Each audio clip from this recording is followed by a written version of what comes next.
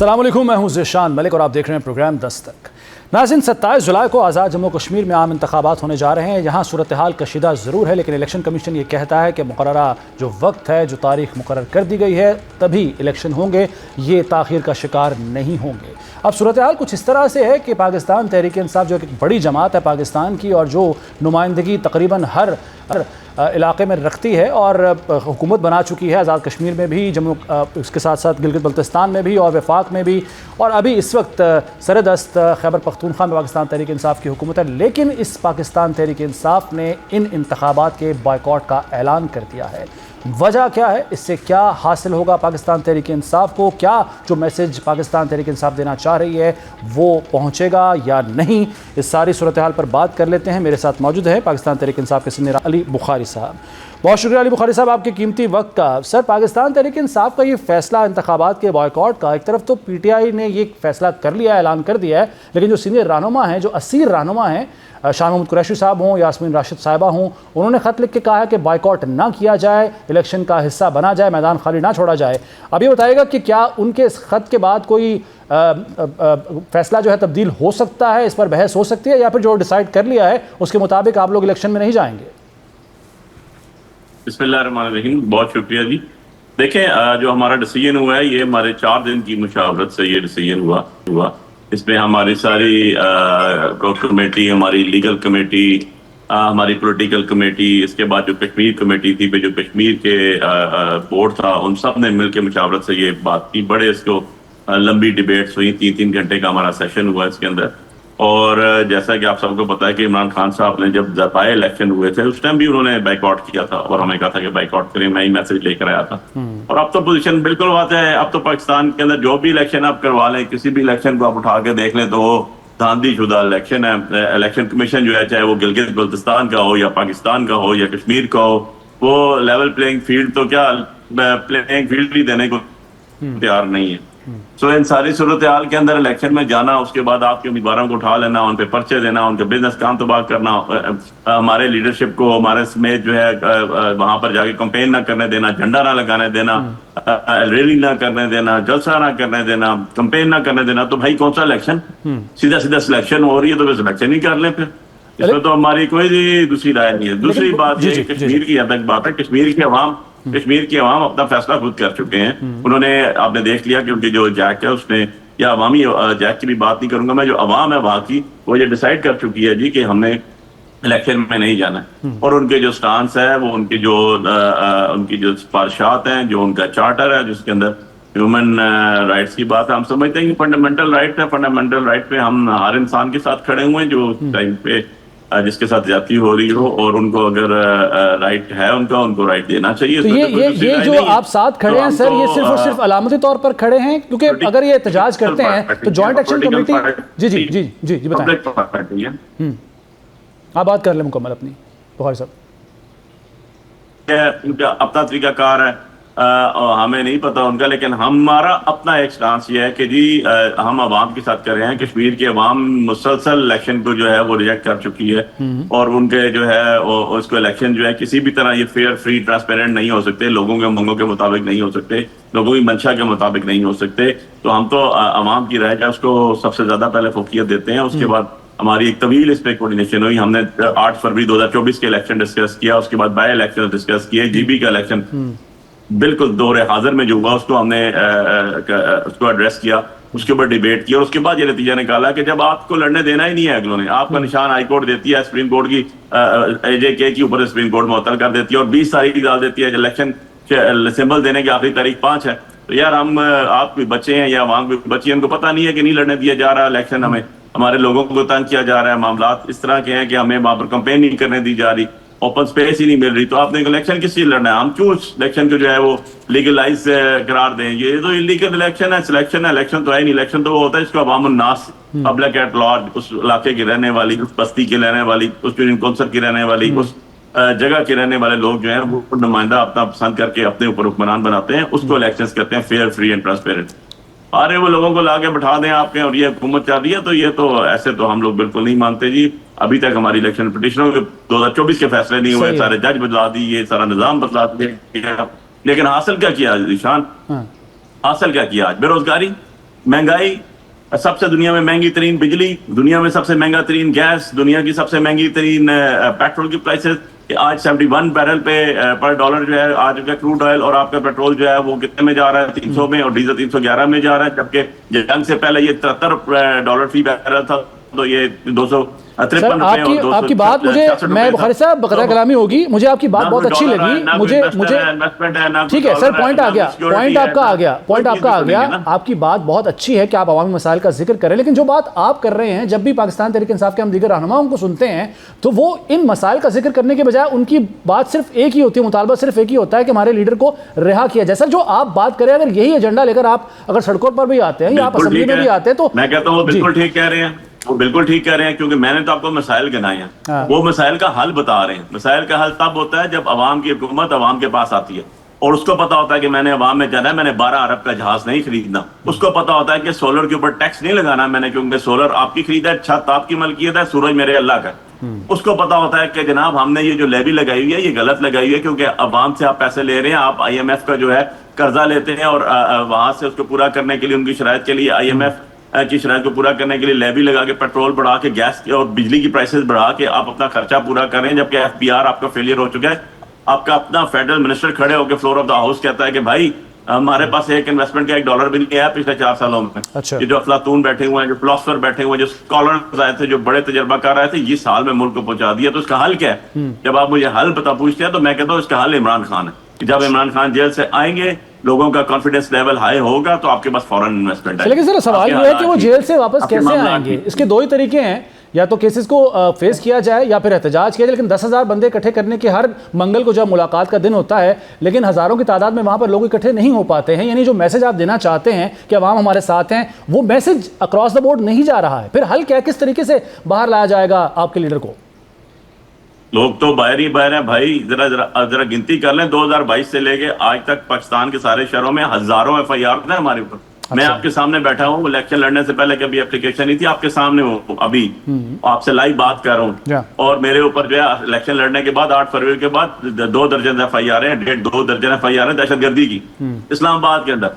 तो भाईजान और सारी की सारी जो है ट्रायल्स चल रहे हैं, और सारे के सारे पाकिस्तान में जितनी FIR हुई है ना, उनमें प्राइवेट कंप्लेनेंट कोई भी नहीं है, सरकार खुद कंप्लेनेंट है, खुद ही मुद्दई है, खुद ही जज है, खुद ही ज्यूरी है, सब कुछ खुद है। तो ऐसी सूरत हाल के अंदर आप क्या कहते हैं कि लोग बाहर कभी भी नहीं है। जब भी इमरान खान की जेल से कॉल आती है, हजारों नहीं लाखों लोग बाहर आते हैं। जरा एक दफा जाने तो दें अंदर, जरा दिलेर बन जाएं, जरा थोड़े से ऑनेस्ट हो जाएं, जरा थोड़े से अपने अंदर मर्दानगी पैदा कर लें, और पैदा करने के बाद हुकूमत ये कहे ओके जी आपके प्रेसिडेंट है, आपके लीडर है, आपके पास तो 10,000 बंदा क्या 10 बंदे भी नहीं आते, जरा जाए एक मुलाकात तो करके आए, तो दूध का दूध और पानी का पानी हो जाएगा।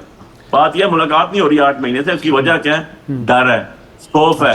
ये हुकूमत की टांगे कांप रही है, क्योंकि 17 सीटों से बैठे हुए हैं, ना इनके वो हुकूमती पे जराई है, ना ये अवाम में जाने के काबिल है, ना ये इनको अवामी पे जराई है। कभी देखे आपने इनके किसी MNA सो कॉल्ड MP हारे हुए जो अंदर झूठे हलफ उठा के बैठे हैं, कभी पब्लिक फेयर्स में गए हो, कभी बाजारों में बगैर गार्डों के गए हो?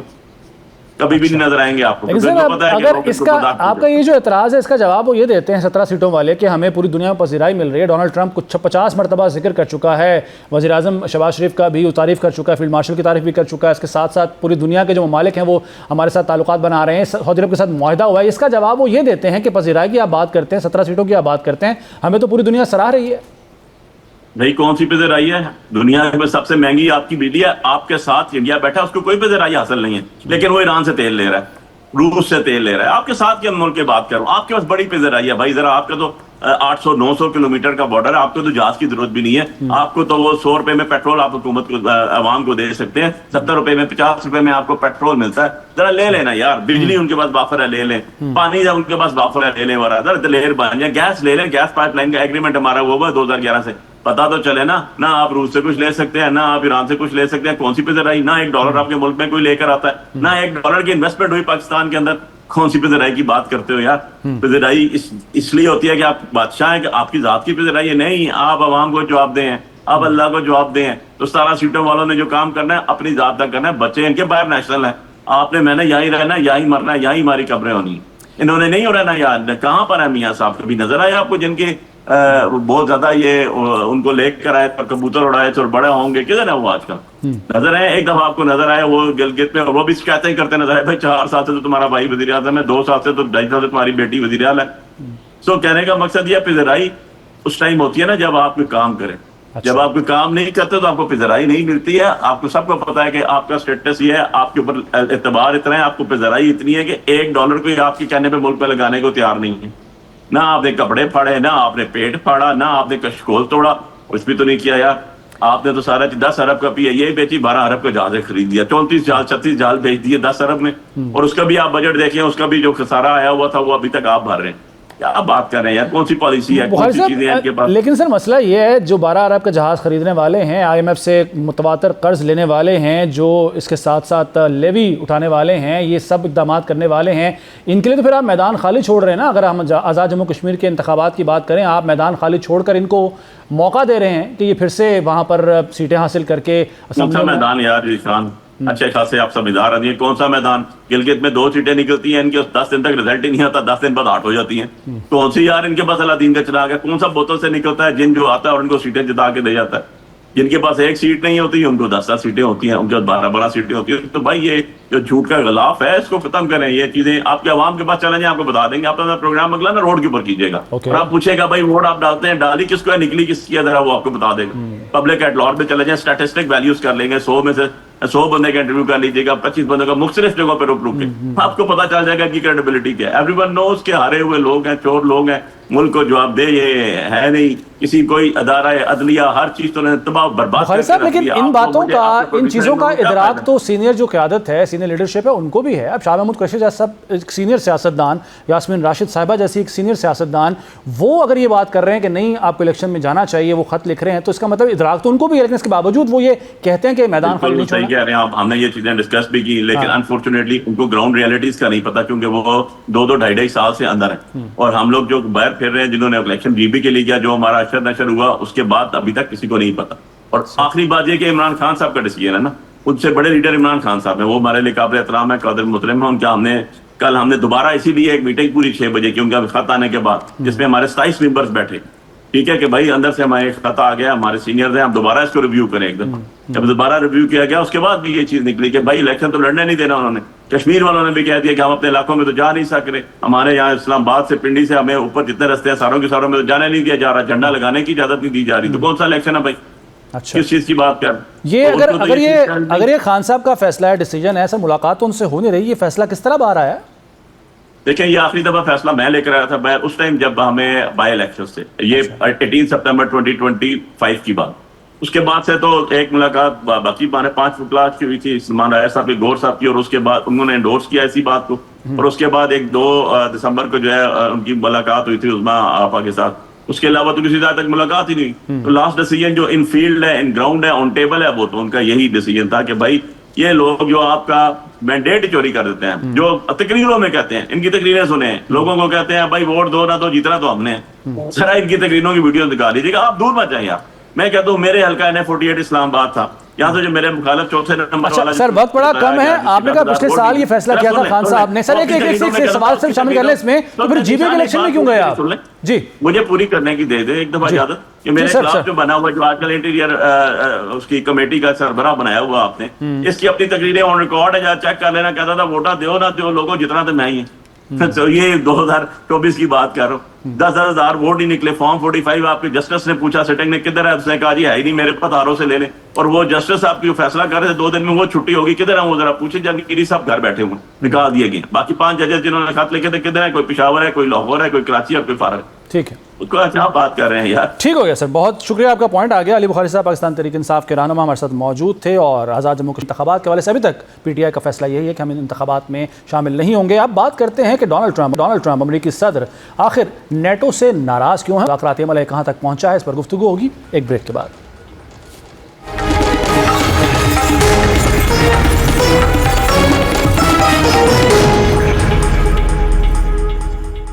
پروگرام ایک بار پھر خوش آمدید کہتے ہیں آپ کو. ناظرین, دنیا کی نظریں ایک مرتبہ پھر مشرق وسطیٰ پر جمی ہیں, جہاں پر امریکہ اور ایران کے درمیان کشیدگی کم کرانے کی کوششیں جاری ہیں. بالواسطہ مذاکراتی عمل بھی جاری ہے.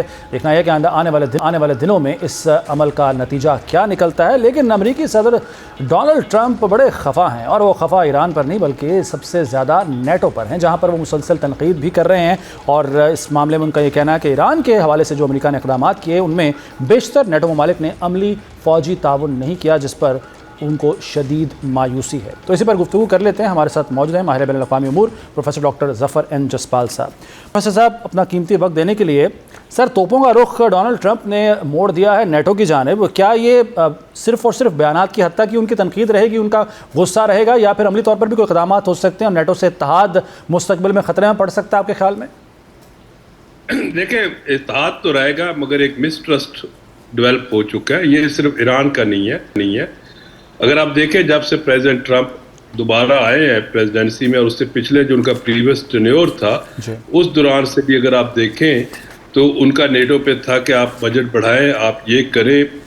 مگر اب جب آئے ہیں تو انہوں نے 2 اسٹیٹ کے ساتھ ان کا جو پرابلم شروع ہوا, ایک گرین لینڈ پہ اور ایک کینیڈا پہ, تو وہ دونوں نیٹو ممبرز تھے. تو وہاں سے نیٹو اور ان کا درمیان مسٹرسٹ شروع ہو گیا. مگر اس جنگ میں کیونکہ نیٹو کو وہ کہہ رہے تھے کہ آپ میری مدد کریں, مگر نیٹو اس لیے مدد نہیں کر سکتا تھا, اس کا چارٹر کہتا ہے جس کا آرٹیکل 5 ہے کہ کولیکٹیو سیکیورٹی پرووائڈیڈ آپ پہ اگریشن ہو. یہاں تو امریکہ خود اگریشن کر رہا تھا, تو لہٰذا نیٹو کنٹریز اس میں نہیں جا سکتی تھی نیٹو چارٹر کے تحت. یہ اسی طرح تھا جس طرح عراق وار میں بھی نیٹو نے اس کی سپورٹ نہیں کی تھی, مگر الائز میں سے امریکہ کی برٹن نے سپورٹ کی تھی. مگر نیٹو کو انگیج کرنے کے لیے پہلے ایک ماحول بنانا پڑتا ہے, اور اس میں جسٹیفائی کرنا تھا کہ امییننٹ تھریٹ ہو سکتا ہے امریکہ کو, اور اس کے لیے پریونٹیو وار ضروری ہے, جو کہ ٹرمپ صاحب فیل ہوئے, اور اس کی وجہ سے آپ کو نظر آیا کہ ٹرمپ جو ہے وہ اپنے ہدف اچیو نہیں کر سکتے. تو سر یہ اس طرح کے بیانات دنیا کو, یہ اپنے عوام کو یہ پیغام دینے کی بھی کوشش ہوتے ہیں کہ اس جنگ میں ایک تو یہ کہ وہ مانگ نہیں رہے کہ وہ ہاریں یا امریکہ ہارا ہے, اور اس کے ساتھ ساتھ اس میں بڑی حد تک ذمہ داری جو نیٹو پر بھی یاد ہوتی ہے. تو یہ ڈسپوزل جو عوام کے, ان کے لیے بھی اس طرح کے بیانات ہوتے ہیں؟ دیکھیں امریکہ جو پلان کر کے ایران میں آیا تھا, آپ کو بھی معلوم ہے, آپ کے آڈینس کو بھی ہوگا, میں یہاں ریمائنڈ کراتا جاؤں کہ ان کو اس دن 28 کو رجیم چینج کا موڈ تھا, 28 فروری کو. مگر جب اسیمیٹریکل وارفیئر پرولونگ ہوئی تو اسٹریٹ آف ہرموز میں آ کے امریکہ پھنس گیا. اس کے بعد یا تو فٹ آن گراؤنڈز لے جاتا, وہ افورڈ نہیں کر سکتا تھا, لہٰذا اس نے وہاں سے ریٹریٹ ہوا, سیز فائر ہوا پاکستان کی میڈیشن سے. اس نے بلاکڈ کیا 2 months, جس میں اس بلاکڈ نے اسرائیل کو تو فائدہ دیا کہ وہ لیبنان میں اپنی جارحیت اس نے جاری رکھی, مگر عرب کنٹریز کی بھی ٹریڈ رک گئی, نیٹو کنٹریز کی بھی ٹریڈ رک گئی, اور اس کے جو الائنس سے ساؤتھ ایسٹ ایشیا میں, خاص طور جاپان اور ساؤتھ ایشیا, اس نے بھی سفر کیا. اب ٹرمپ اپنی طرف سے ان کو بھی میسج دے رہا تھا, یا انڈائریکٹلی ان پہ بھی پریشر آ رہا تھا, اکنامک میلٹ ڈاؤن ہو رہی تھی. تو لہٰذا اب اس نے جسٹیفائی بھی تو کرنا ہے کہ یہ اگر میرا ساتھ دیتے تو یہ ہوتا, یہ نہیں دیتے تو یہ ہوتا. تو وہ ایک ڈیبیٹ چلے گی. مگر امریکہ نیٹو کو اگر چھوڑتا ہے تو اس کا جو انفلوئنس ہے through the NATO in the NATO countries یا نیٹو کے ایریاز آف انفلوئنس میں وہ بالکل ہی کمپرومائز ہو جائے گا. تو وہ چھوڑے گا نہیں, مگر ان کو ٹاؤنٹ کرتا رہے گا. یہ ٹرمپ کی پالیٹکس کا, فارن پالیسی کا سٹائل ہے, ریٹورکل پریشر ملنا, پھر یو ٹرن کرنا. اور اس کو لوگ یہ بھی کہتے ہیں کہ ٹرمپ کی جو مرکوریل ٹیمپرامنٹ ہے, مرکوریل ٹیمپرامنٹ کی وجہ سے آپ کو اس طرح کی چیزیں نظر آتی ہیں. سر مستقبل میں آپ ایسا ہی کوئی اتحاد مزید کو بنتے دیکھ رہے ہیں, خاص طور پر اگر ایک ایسا اتحاد کی ہم بات کریں جس کا محور پاکستان ہو, کیونکہ اس وقت پاکستان کی جو اتنی اہمیت ہے وہ شاید اس سے پہلے کبھی بھی نہیں تھی, اور سعودی عرب کے ساتھ ہمارا ایک معاہدہ حال ہی میں جو ہوا ہے اس سے بھی پاکستان کی اہمیت بڑھی ہے. تو ایسا کوئی اتحاد مستقبل میں آپ دیکھتے ہیں اس ریجن میں جس میں پاکستان محور ہو؟ دیکھیں یہ کہنا کہ یہ اس طرح نہیں, پہلے بھی پاکستان کی اہمیت ہمیشہ رہی ہے, ایز اے بڑا اسٹرانگ میڈیٹر ہے. آپ نے 1970 کے بگننگ میں چائنا اور امریکہ کے درمیان اتحاد کرایا, جس نے پوری دنیا کا نقشہ چینج کر دیا بعد میں. اس کے بعد جب 2021 میں امریکہ تھک چکا تھا افغانستان میں, تو آپ نے طالبان کو اور ان کو ایک ٹیبل پہ لے آئے, دوحہ ایگریمنٹ ہوا, اور اسی طرح ایران عراق میں کیا. مگر ایک ملٹی پولیرٹی جو ہو گئی ہے, اور انٹرنیشنل انسٹیٹیوشنز کی جو ایک ڈیٹوریشن نظر ہمیں آئی ہے, اس میں ہمیں نظر آ رہا ہے کہ ایک لوکل ریجنل لیول پہ ملٹری سٹرکچرز آئیں گے, جس میں ایک middle eastern security architecture emerge کر رہا ہے. اس میں پاکستان اب اس کا ایک انٹیگریٹڈ پارٹ بن چکا ہے, جب سے ہم نے میوچل ڈیفینس ایگریمنٹ سائن کیا, اسٹریٹجک میوچل ڈیفینس ایگریمنٹ سعودی عربیہ کے ساتھ. تو نیچرلی یہ جو ہوتی ہے پالیٹکس, انٹرنیشنل پالیٹکس, خاص طور پہ جب اسٹیٹ اور اسٹیٹ وارز کا ایرا آ جائے, ملٹی پولیرٹی کا آ جائے, تو اس میں alliances نیٹو کی طرح کا بنے یا نہ بنے, مگر یہ alliances بنے گے. اور آپ دیکھ رہے ہیں کہ نیبرہڈ میں I2U2 گرو کر رہا ہے سسٹمیٹکلی, منی سیکورٹی لیٹر گروپ, جس میں انڈیا, اسرائیل, US, UAE ہے. دوسری طرف کواد ہو رہا ہے جس میں جاپان ہے, اس کے اندر آسٹریلیا ہے, امریکہ ہے اور انڈیا ہے. تو نیچرلی اب ہمارے جو اس وقت چائنا ہے وہ ملٹری الائنسز سے ڈسٹنس کر رہا ہے, مگر وہ اپنے اکنامک الائنسز کی طرف جا رہا ہے. مگر کب تک؟ تو یہ الائنسز پالیٹکس تو ہمیشہ انٹرنیشنل پالیٹکس میں رہی ہے. کبھی ہمیں ایک الائنس ڈومینیٹ کرتا نظر آتا ہے, کبھی کوئی. تو مگر اس وقت جو کرنٹ ٹرینڈز ہے انٹرنیشنل پالیٹکس میں, اس میں اگر الائنسز نہیں بھی بنتے نیٹو کی طرح جو hard core articles treaty based ہے, پارٹنرشپس نظر آئیں گی. بالکل ٹھیک ہے صاحب, آپ بالکل صحیح فرما رہے ہیں کہ اس سے پہلے بھی پاکستان کا کردار رہا ہے, لیکن جتنی پذیرائی اب مل رہی ہے پاکستان کو, اور خاص طور پر سپر پاور کا جو صدر ہے وہ بار بار پاکستان کے کردار کی تعریف کرتا ہے, اور اس پر مرچیں ظاہر ہے ہمارے ہمسایہ ملک بھارت کو لگتی ہی ہیں. سر اب آ جاتے ہیں مذاکراتی عمل کی طرف. سر جو مسٹرسٹ کی آپ نے بات کی نیٹو کے ممالک اور امریکہ کے درمیان, اس سے زیادہ مسٹرسٹ ایران اور امریکہ کا آپس میں ہے. ابھی مذاکرات کی بھی اگر بات کر لی جائے تو دوسرے کمرے میں بیٹھے ہوئے پیغام بھیجا جاتا ہے, بالواسطہ مذاکرات یہ چل رہے ہیں. ایسے ماحول میں ان مذاکرات کی افادیت آپ سمجھتے ہیں کہ اتنی ہو سکے گی جتنی ڈائریکٹ ایک انٹرفیس ہو, ڈائریکٹ بات چیت ہو, فیس ٹو فیس گفتگو ہو, اس سے زیادہ ہو سکتی تھی؟ دیکھیں, آپ کو یہ نہیں بھولنا چاہیے جو دونوں ملک جو ہے یہ وار میں ہے, اور ان کا 1979 سے مسٹرسٹ ہے. یہ تو پاکستانی لیڈرشپ نے کمال دکھایا, فیلڈ مارشل عاصم منیر صاحب نے, پرائم منسٹر شہباز شریف صاحب نے, باقی بھی جو فارن آفس کی ایک ٹیم ان سب نے مل کے یہ اس طرح کی ڈیولپمنٹ آپ کو نظر آتی ہے کہ انہوں نے ایک اتنے بڑے مسٹرسٹ کو برج کیا, اور اس میں بڑی ایفرٹس ہے پاکستان کی. اور اس کے ساتھ پاکستان نے ایک اپروچ اڈاپٹ کی کہ چائنا کو بھی آن بورڈ لیا, عرب ممالک کو بھی آن بورڈ لیا, اور اس کی جنگ کی چنگاڑیوں کو پھیلنے نہیں دیا. تو اس چیز میں آپ کہہ سکتے ہیں کہ ایک بریلینٹ ڈپلومیسی اور پاکستان کی لیڈرشپ کی انتھک جو کوششیں تھیں, اس سے سیز فائر ہوا, اور سیز فائر کے بعد اسلام آباد ٹاکس ہوئیں, اس کے بعد اسلام آباد میمورینڈم آف انڈرسٹینڈنگ سائن ہو گیا. تو نیچرلی اگر آپ یہ کہیں کہ جی کہ یہ فوراً چیزیں ریزالو ہو جائیں گی, نہیں, it will take a time. اس میں ایشوز ہیں, اس میں ایک سپوائلر بھی ہے جس کو آپ اسرائیل کہہ سکتے ہیں, دوسرا انڈیا بھی ہے. ہاں, اس میں یہ ضرور ہوا کہ پاکستان کی لیڈرشپ نے اپنی کاوشوں سے یہاں پاکستان کا ایک امیج بلڈ کیا, وہاں انڈین لیڈرشپ انڈیا کو جہاں آئسولیشن میں لے کے چلی گئی. تو یہ ایک چلتا ہے, تو اس میں ہمیں مایوس نہیں ہونا چاہیے. ڈائلاگ تو ہو رہا ہے, دیکھیں نا پاکستانی وفود اور جو قطری وفود ہیں وہ ایرانیوں سے بھی ڈسکس کر رہے ہیں, امریکہ سے بھی کر رہے ہیں. تو یہ برج اپ گیپ تو ہوگا. تو مگر اس کو دیکھیں, یہ ڈیکیڈز کا مسٹرسٹ ہے, وار ابھی اینڈ ہوئی ہے, سیز فائر ہے, میمورینڈم آف انڈرسٹینڈنگ سائن ہوا ہے ابھی, اسلام آباد میمورینڈم آف انڈرسٹینڈنگ. اس سے امید لگا لے رہا ہے کہ یہ ایک دم چیزیں سیٹل ہو جائیں, نہیں, اس کو ٹائم لگے گا. سر یہ بتائے گا کہ ہارڈ لائنرز ظاہر ہے دونوں طرف موجود ہیں. ایران کے اندر بھی پاسداران انقلاب جو ہے وہ شاید اتنی متفق نہیں ہے مسعود پزشکیان کے اس فیصلے سے. مسعود پزشکیان جو ہے وہ کہہ بھی چکے ہیں کہ اگر ہمیں مصطفیٰ خامنہئی صاحب منع کرتے تو مذاکرات نہ کرتے. سر جو سٹانس ہے خاص طور پر ہارموز کے معاملے میں, ٹول کے معاملے میں, اور IAE کو دورہ کروانے کے حوالے سے, انہوں نے کہتے ہیں مخصوص مقامات پر صرف ہم انہیں جانے کی اجازت دیں گے, اس سے زیادہ نہیں. اور بار بار ڈونلڈ ٹرمپ کہتے ہیں کہ ہم اسے ایٹمی قوت نہیں بننے دیں گے, اور جو ان کے پاس یورینیم کا ذخیرہ ہے وہ وہاں سے واپس لیں گے. تو یہ جو پوائنٹس ہیں, ان پر آپ سمجھتے ہیں کہ کوئی ڈیڈ لاک پیدا ہو سکتا ہے آنے والے دنوں میں؟ نہیں, ان پہ ڈیڈ لاک اس لیے نہیں ہوگا پیدا کہ ایران تو آلریڈی کئی جگہ پہ کہہ چکا ہے, آج سے نہیں, وہ 1970 سے جب NPT کا ممبر بنا اور پھر اگین اینڈ اگین اس نے یہ کہا کہ میں نیوکلیر ویپن نہیں بنا. فتویٰ بھی موجود ہے آیت اللہ علی خامنہئی کا سلسلے میں, وہ بھی ہے. اور اس کے بعد دوبارہ انہوں نے ری ٹویٹ کیا. اس کا مطلب ہے جو ٹرمپ صاحب کہہ رہے وہ ایرانی لیڈرشپ کہہ رہی ہے. پرابلم کیا ہے؟ پرابلم یہ ہے کہ ایران کو being a member of NPT low enriched uranium رکھنا ہے, تو اس کا لیجٹیمیٹ رائٹ ہے being a member of the treaty, اور being a member of the treaty high enriched uranium اس کو نہیں رکھنا چاہیے تھا, جو اس نے 60%. اب ایرانین کہہ رہے ہیں کہ ہم اس کو ڈائلیوٹ کر دیں گے, اور وہ ڈائلیوٹ کر کے اس کو یوز کر سکتے ہیں, وہ ایکسپورٹ کر سکتے ہیں. 2018 میں بھی 16 میں بھی یہ ہوا, اور رشیا نے ان کا ایکسپورٹڈ جو ہے وہ اپنے پاس رکھا یورینیم.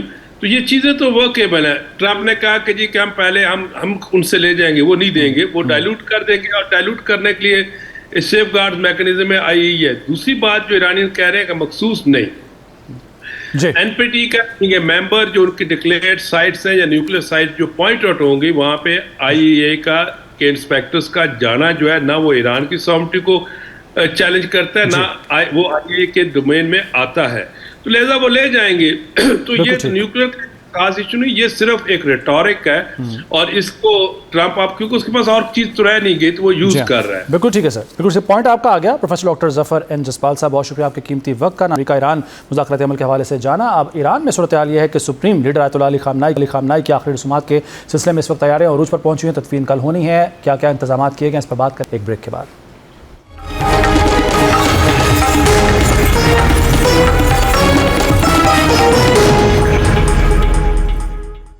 एक बार फिर खुश आमदीद कहते हैं वो प्रोग्राम दस्तक में। नाज़रीन, ईरान में अमरीकी और इसराइली हमलों में शहीद होने वाले सुप्रीम लीडर आयतुल्लाह अली खामनाई की आखिरी रसूमात के सिलसिले में तैयारियां अपने उरूज पर पहुंच चुकी हैं।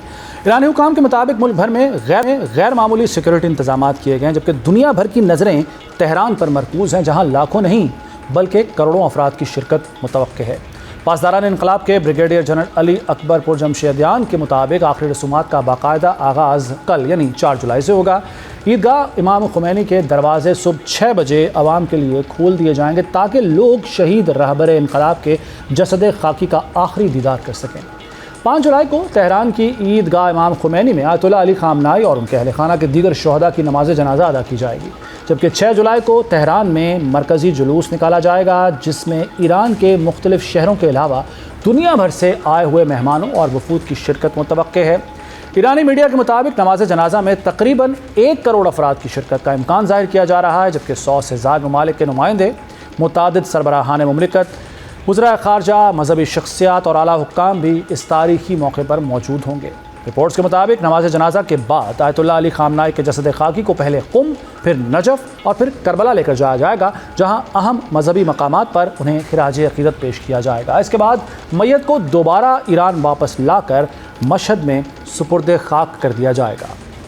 उधर ईरान के खातिमुल अंबिया ब्रिगेड ने सख्त इंतबाह जारी करते हुए कहा कि अगर इसराइल या अमेरिका ने जनाजे या आखिरी रसूमात के दौरान किसी भी किस्म की कार्रवाई की तो ईरान का जवाब इंतहाई सख्त, फैसला कुन और गैर मामूली होगा। बयान में मुखालिफिन को खबरदार किया गया है कि वो किसी भी मुहिम जोई से कबल 2 मरतबा सोचें, क्योंकि इसके नताज पूरे खित्ते को मुतासर कर सकते हैं। दूसरी तरफ पाकिस्तानी वफ़द भी ईरान पहुंच चुका है। फील्ड मार्शल की क़यादत में आला सतही पाकिस्तानी वफ़द ने तेहरान पहुंचकर आखिरी रसूमात में शिरकत के लिए ईरान का रुख किया, जहां ईरानी हुक्काम ने उनका पुरतपाक इस्तकबाल किया। पाकिस्तानी वफ़द की शिरकत दोनों ममालिक के करीबी ताल्लुकात और बाहमी यकजहती की अलामत करार दिए जा रहे हैं। नाज़रीन, आयतुल्लाह अली खामनाई की आखिरी रसूमात सिर्फ एक कौमी तकरीब नहीं है, बल्कि ये एक ऐसा बैनुल-अक़वामी वाक़या बन चुकी है जिस पर पूरी दुनिया की नज़रें जमी हुई हैं। एक तरफ करोड़ों अफराद अपने रहनुमा को अलविदा कहने के लिए जमा हो रहे हैं, तो दूसरी जानिब खित्ते में सिक्योरिटी खदशात, ईरान के सख्त इंतबाहात और आलमी रहनुमाओं की मौजूदगी इस तकरीब को गैर मामूली अहमियत दे रही है। अब देखना ये होगा कि ये तारीख़ी इज्तिमा खित्ते की आइंदा सियासी और सिफारती सूरत हाल पर किस हद तक असरअंदाज होता है, तो आने वाला वक्त बताएगा। अब बात करेंगे पाकिस्तान भर में इंटरनेट सार्फिन के लिए अच्छी खबर क्या है, ये आपको बताएंगे एक ब्रेक के बाद।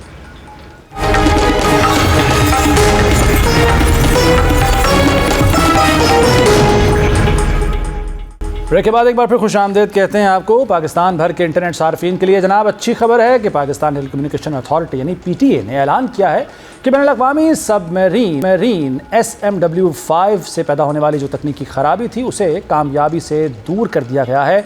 इसके बाद मुल्क भर में इंटरनेट सर्विस मामूल के मुताबिक बहाल हो गई, यानी सिर्फ एक दिन के वक्फे से ही जो खराबी पैदा हुई थी उसे दूर कर लिया गया है। और इस तकनीकी खराबी के बायस मुतादिद सार्फिन को इंटरनेट की रफ्तार में कमी, कनेक्टिविटी के मसाइल और मुख्तलिफ ऑनलाइन सर्विसेज तक रसाई में दुश्वारी का सामना करना पड़ा था। ताहम मुरम्मती काम मुकम्मल होने के बाद इंटरनेट ट्रैफिक मामूल पर आ गई है और सार्फिन को बिला तात्तुल इंटरनेट फराहम किया जा रहा है।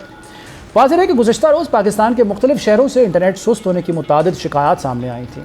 इंटरनेट सर्विसेज पर नज़र रखने वाले प्लेटफॉर्म डाउन डिटेक्टर के मुताबिक भी कई इलाकों में सार्फिन ने कनेक्टिविटी के मसाइल रिपोर्ट किए हैं, जिसके बायस रोज़मर्रा ऑनलाइन सरगर्मियाँ, डिजिटल कारोबार, वीडियो कॉल्स और दीगर इंटरनेट पर इन्हसार करने वाली खिदमात मुतासर हुई थी।